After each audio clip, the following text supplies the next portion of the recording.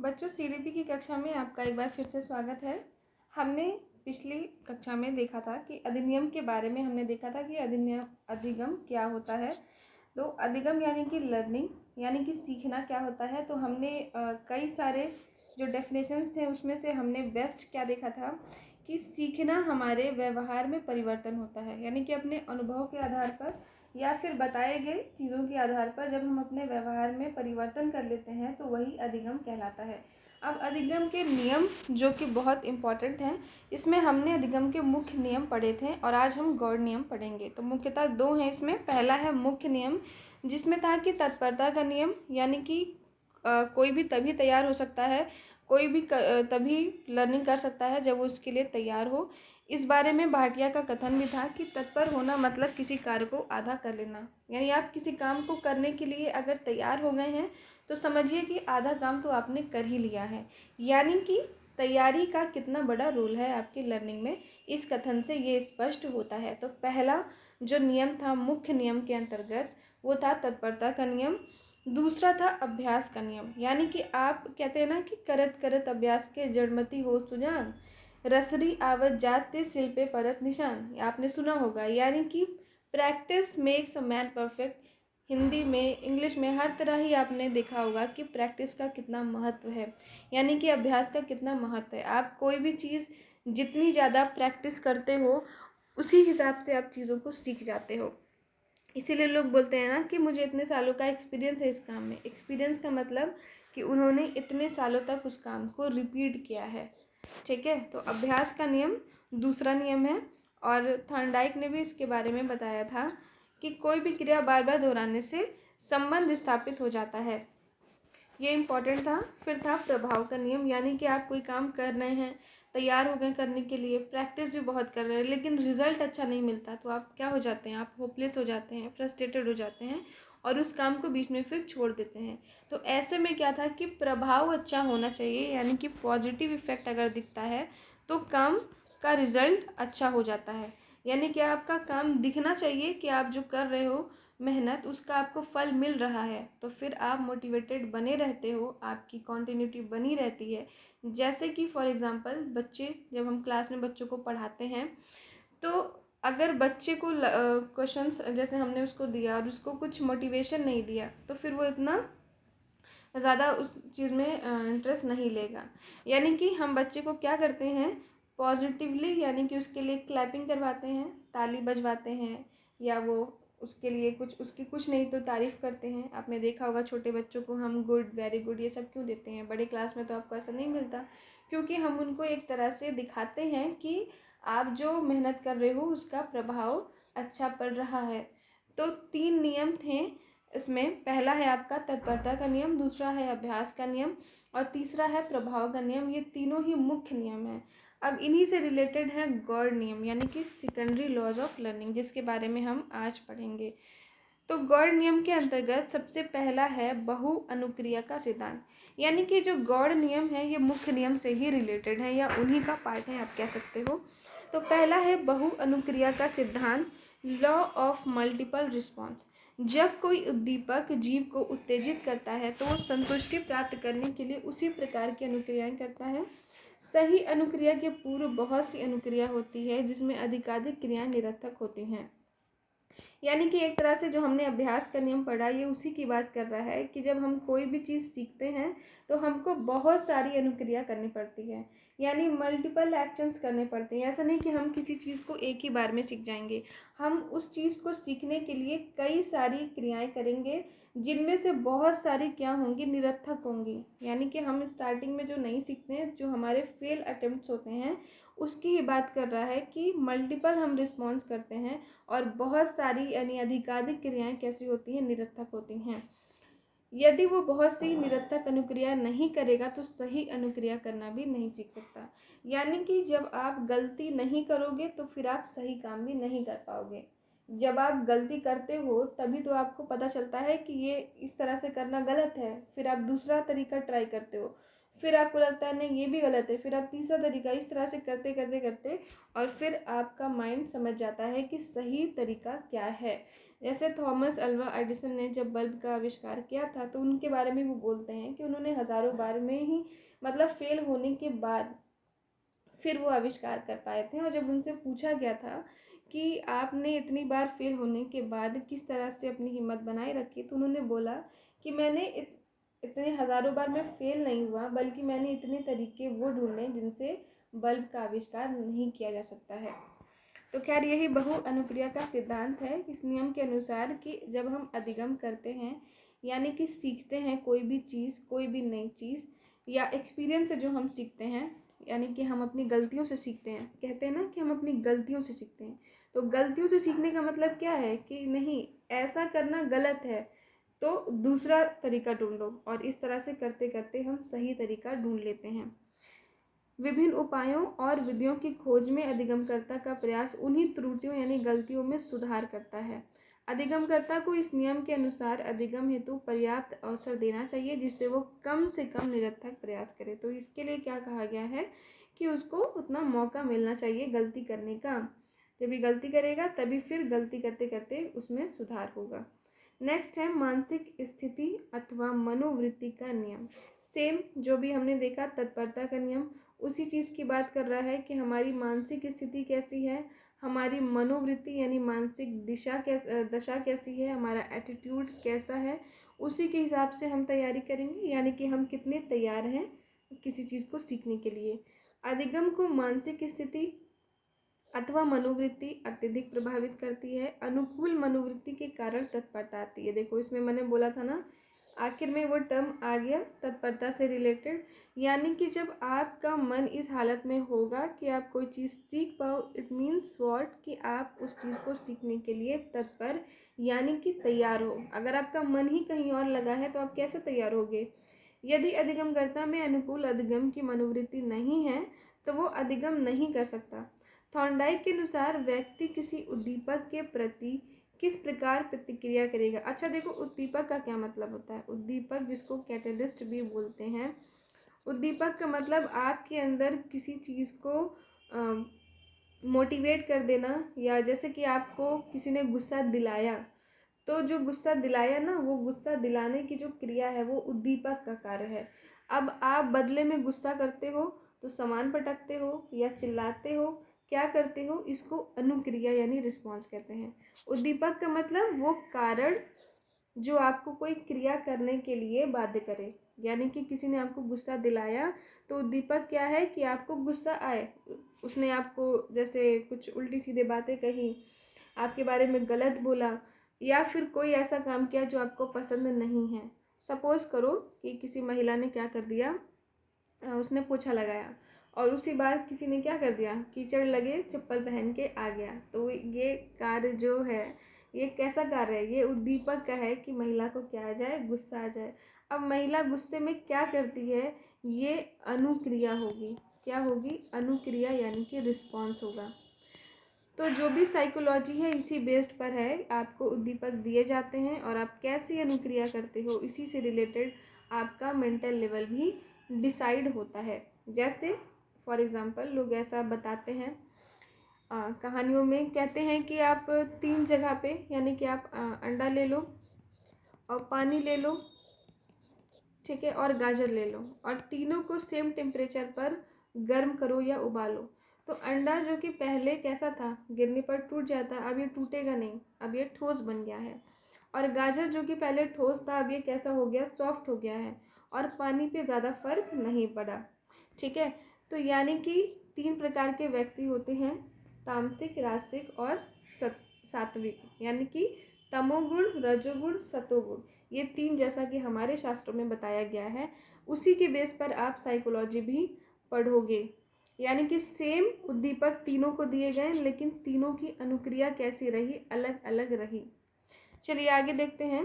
तो थॉर्नडाइक के अनुसार व्यक्ति किसी उद्दीपक के प्रति किस प्रकार प्रतिक्रिया करेगा, ये उसके समाज से समायोजन करने से पूर्व अनुभव, उसके विचार, संस्कृति आदि पर निर्भर करते हैं। जैसे कि मैंने अभी आपको एग्जाम्पल दिया कि किसी महिला ने पोछा लगाया, अब उस पर कोई कीचड़ लगे पैर लेकर के चला गया तो उसका रिएक्शन कैसा होगा, ये डिपेंड करता है कि जो महिला है वो किस समाज की है, उसके कैसे संस्कार हैं, उसके कैसे विचार हैं, प्लस कैसे अनुभव हैं। यानी कि वो महिला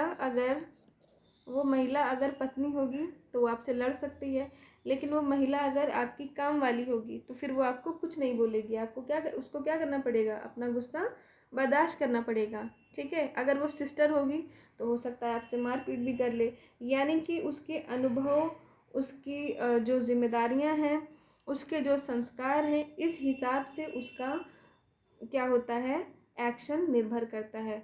वो महिला अगर बेटी है तो अपने पिता को क्या कुछ बोलेगी, नहीं बोल सकती है। अगर जिसने कीचड़ लगे पैर लेकर आया वो उसका पति है तो ऑफ कोर्स वो थोड़ा उससे रूठ सकती है। अगर उसका बेटा होगा तो कैसा रिएक्शन होगा, अगर कोई अजनबी होगा तो कैसा रिएक्शन होगा।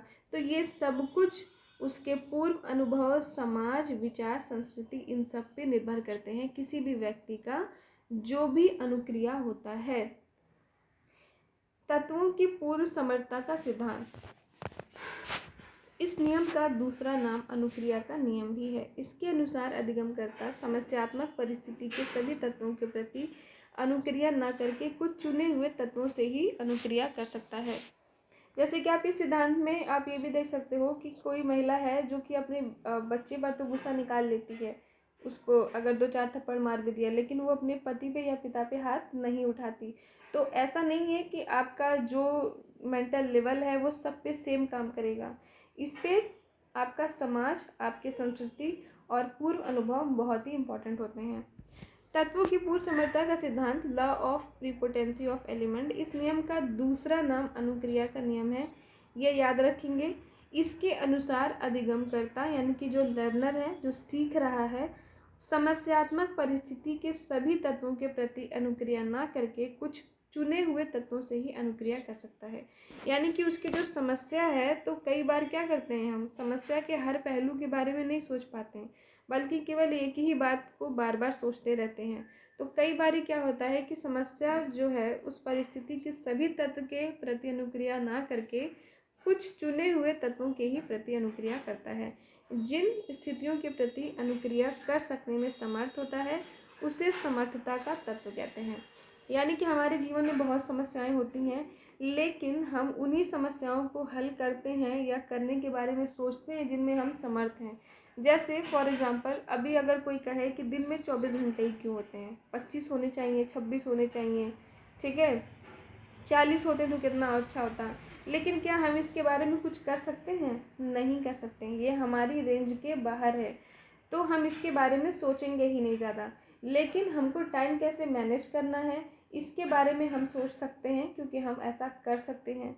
इसी हिसाब से और भी कोई चीज़ें हो सकती हैं। जैसे फॉर एग्ज़ाम्पल, बच्चे बहुत चंचल होते हैं, बदमाशी करते हैं, तो हम ये नहीं कर सकते कि हम उनकी जो उनकी अभिवृत्ति है उसको चेंज कर दें। नहीं, हम उस बारे में कुछ नहीं कर सकते हैं, लेकिन हाँ, हम उनको किस तरह से मोटिवेट करके थोड़ा सा कंट्रोल में रखें या अपनी नज़र के सामने रखते हैं, इस चीज़ के लिए हम जो कर सकते हैं वही हमारा क्या है, समर्थता का तत्व है। यानी कि समस्या का वो पार्ट जिसको हम सुलझा सकें। हमें दिल्ली से मुंबई जाना हो, ठीक है, हमें दिल्ली से मुंबई जाना है, तो हमारे पास जितने पैसे होंगे हम उसी के हिसाब से, उन्हीं रुपयों के बजट के हिसाब से ही तो अपना साधन सेलेक्ट करेंगे। अब ऐसा तो नहीं कि हम सोचें कि हम काश हम उड़ के चले जाते हैं, तो वो समस्या हमारे समर्थता में नहीं है, हम उसके समर्थ नहीं हैं, इसीलिए हम उसके बारे में नहीं सोचते हैं कि हम वहाँ पे चले जाएं। बच्चे कल्पना कर सकते हैं, लेकिन जो समझदार हैं वो नहीं करते। ठीक है, तो रियलिटी में क्या होता है कि हम समस्या के उन्हीं तत्वों के बारे में सोचते हैं, उन्हीं तत्वों के बारे में कोशिश करते हैं जिनके लिए हम समर्थ हैं, और इसी को समर्थता का तत्व कहते हैं। ये समर्थता तत्व अधिगामी में पहले से विद्यमान रहती है, यानी हर व्यक्ति को पता होता है कि उसमें कितना पोटेंशियल है, वो कितना सीख सकता है। इन्हीं तत्वों के आधार पर ही वो प्रतिक्रिया करता है और फिर उसी हिसाब से ही वो उतनी कोशिश भी करता है। क्लास में कुछ बच्चे होते हैं जिनको आप 4 पेज भी अगर टास्क दे दो तो वो और मांगते हैं, और कितने क्या करते हैं कि आपने 1 पेज भी दिया तो उसको फाड़ के फेंक देते हैं, उनको अपना लेवल खुद पता होता है कि मैं कितना समर्थ हूँ। जैसे आप में से ही कितने लोग होंगे जो डीएलएड के साथ साथ और भी किसी बड़ी परीक्षा की तैयारी कर रहे होंगे, और जो कितने ऐसे होंगे जो सोच रहे होंगे किसी तरह यही पास कर लें। ठीक है, तो ये भी क्या है, आपको अपनी समर्थता पता है, अपना लेवल पता है। नेक्स्ट है सादृश्यता द्वारा अनुक्रिया का नियम, law of response by analogy. इसका अर्थ है कि अनुक्रिया दो परिस्थितियों समानता और सादृश्यता के आधार पर होती है। इसमें पूर्व ज्ञान या पूर्व अनुभव का उपयोग नवीन अधिगम परिस्थितियों में कर लिया जाता है। यहाँ पे अंतरण का सिद्धांत कार्य करता है। अंतरण का मतलब क्या है कि आपने एक जगह की नॉलेज को दूसरी जगह की नॉलेज में यूज़ किया। ठीक है, फॉर एग्जांपल आप खाना ही बना रहे हो अगर, तो आप जो नापते हो ना कि कितना चावल रहेगा, कितना पानी रहेगा, तो ये नाप या माप कहीं ना कहीं आपने जो मैथ में थोड़ा बहुत जोड़ घटाना पढ़ा होगा, माप पढ़ा होगा, उसका यूज़ आप यहाँ पे कर रहे हो। इसी तरह से आप किसी से बातचीत करते हो तो आपने जो भाषा का ज्ञान था उसको आप यूज़ कर रहे हो। ठीक है, तो हमारे पूरे जीवन में एक जगह का ज्ञान दूसरी जगह में ज़रूर यूज़ होता है, और इसी को क्या कहते हैं, अंतरण का सिद्धांत। जैसे आप अभी डीएलएड में जो भी आप बच्चों के बारे में पढ़ोगे, तो ना सिर्फ एज अ टीचर बल्कि एज अ पेरेंट भी आपके आपके बच्चों की परवरिश में भी वो सारी चीज़ें काम आएंगी। तो जब किसी ज्ञान या अनुभव को धारण अथवा आत्मसात कर लिया जाता है तो दूसरी या नवीन अधिगम परिस्थिति में उसका अंतरण सरलता से किया जा सकता है। इसीलिए इसको आत्मीकरण का नियम भी कहते हैं। इसमें बालक को ध्यान रखना चाहिए कि वो वर्तमान में जो कुछ भी सीख रहा है, भविष्य में वो कहीं ना कहीं, जैसा कि बोलते हैं कि पढ़ाई कभी वेस्ट नहीं जाती, कहीं ना कहीं ज़रूर काम आती है।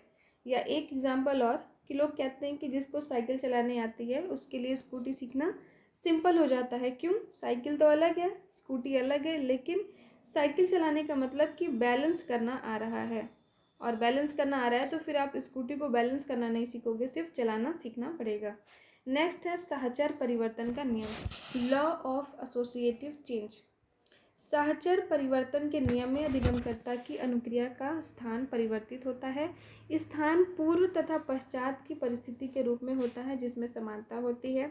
अगर अधिगमकर्ता यानी लर्नर को कुछ नया सीखना है, कुछ नया ज्ञान उसको प्रदान करते हैं, उस समय वही परिस्थिति उत्पन्न कर दी जाए जो पूर्व अधिगम के समय विद्यमान थी, तो वो उसी के अनुसार अनुक्रिया करेगा। यानी कि अगर माहौल सेम मिलता है तो सीखने की क्रिया बढ़ जाती है।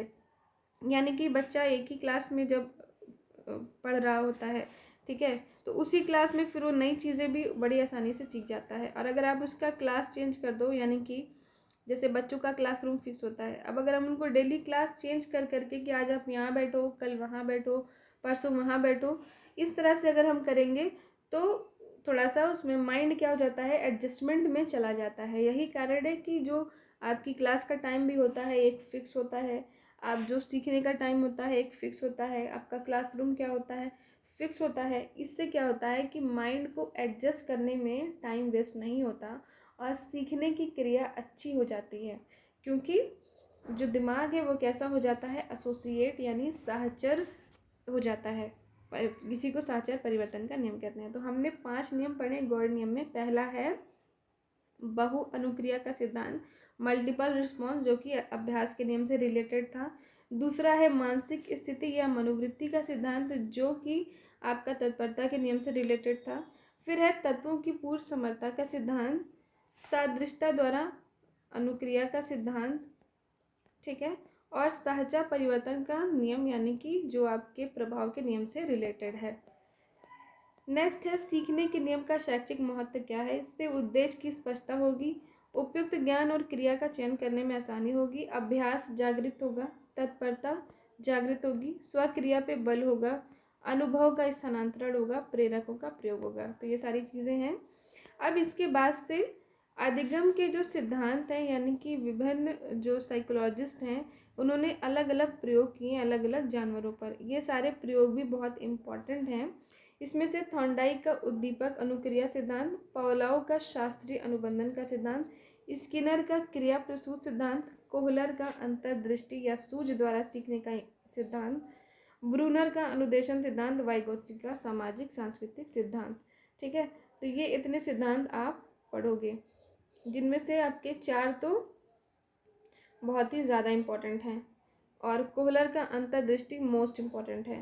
तो ये 6 सिद्धांत आप आगे पढ़ोगे।